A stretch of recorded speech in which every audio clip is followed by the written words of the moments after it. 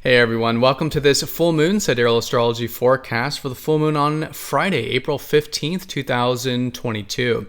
All right, so we have a full moon in Virgo the Maiden. If you're expecting me to say Libra just then, be sure to check out the link down below for more information. We are using the visible sky on this channel called True Sidereal Astrology, and it does change the signs from mainstream astrology. All right, so Virgo the Maiden, this is the second full moon we've had here. The last one was here as well, which is quite common with Virgo being such a large constellation.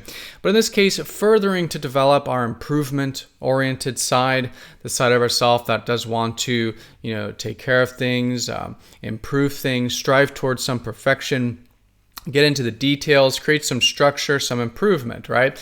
But of course, with all full moons, it's important to see what is the larger cycle about. In this case, it's the lunar cycle with the sun in Pisces.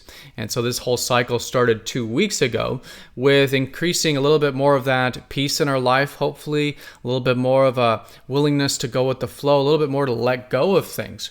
And so it is this balance with all full moons, but in this case, between focusing on what we do have control over and working with that with Virgo, but also at the same time letting go of what we don't have control over, living a little bit more presently and acceptingly with the sun in Pisces. So that balance between doing and being, focusing on what we do have control over, letting go of what we don't. So this full moon will be squaring up to deep Pluto, so there is a deeper energy coming into this full moon. It is great to excavate the deeper world, to see the hidden world, to challenge ourselves to connect to the deeper world. This could be through uncovering deep things about life or about ourselves, or maybe expressing ourselves, or connecting in a way that's a little bit more deep or more raw, more sensitive, more authentic, more vulnerable with ourselves and with life and with others. So good to challenge ourselves here, and in this way it can be a very empowering full moon. Great full moon for facing fears, challenging ourselves to do things we normally wouldn't, that now maybe we are pushed to or can do here. But there's a trine up to Mars and Saturn, so a bit of active and assertive energy and grounding energy supporting the full moon. And Mercury, the ruler of Virgos, in Aries now. So there's likely a large theme with this full moon around taking some action and initiative and doing things a bit through assertion and independence. So let's go ahead and take a look at all of this here in more detail when we return.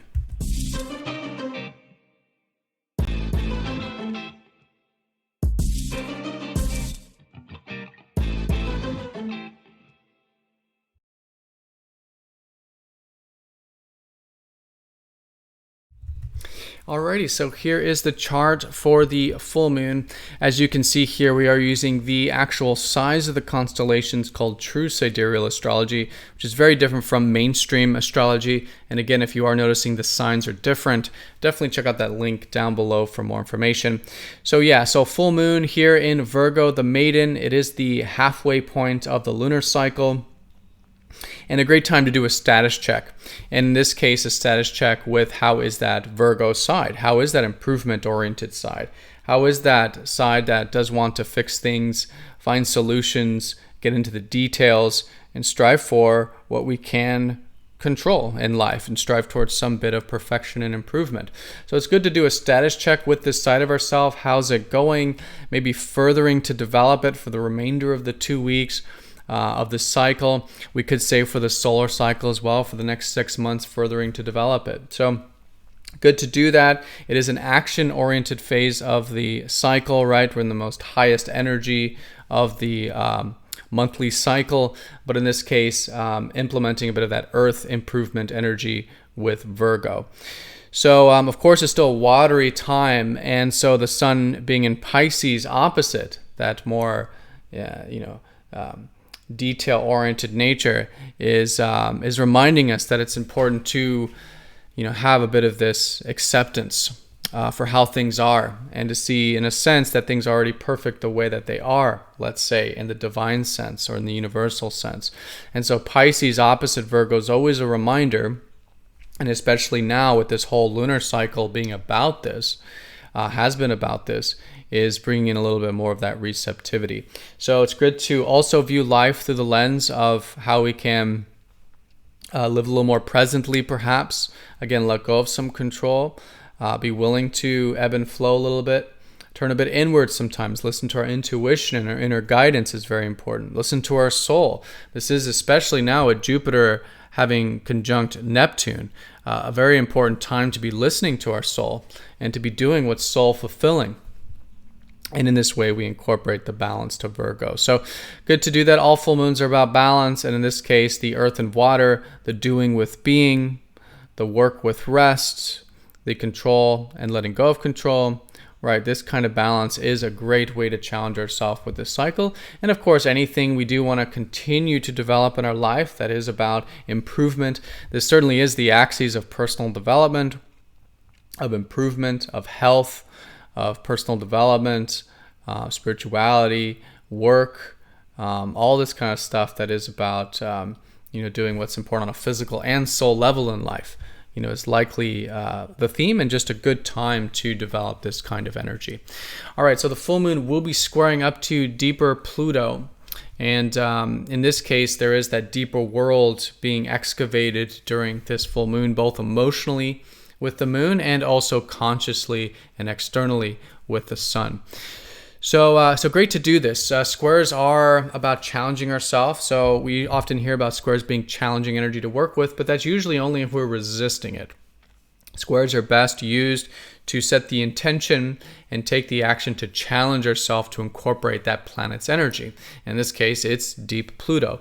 So Pluto is what you might call the side of ourself that does want truth, wants the real raw elements of life. What's the point of anything in life if it isn't real? If it isn't real to us, right?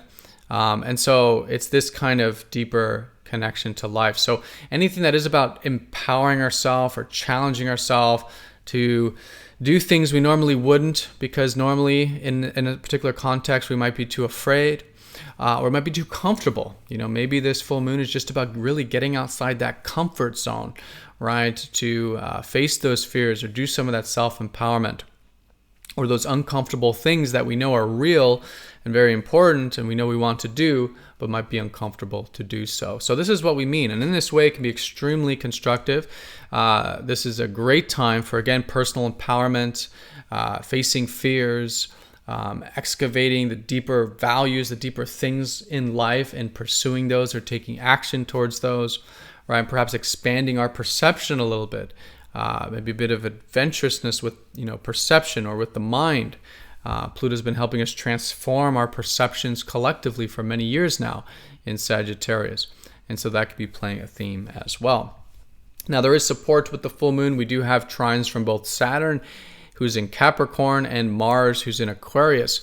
So in the side of, let's say, Saturn first, there is the grounding energy, which is great. I think it's a great full moon where it would be easier, relatively speaking, to do anything that maybe is productive or will take time, or perseverance. This is where Saturn can really support us during this full moon. So anything long-term, anything more achievement-oriented, or we know will take time, or perseverance, certainly has that support here with that trine to Saturn.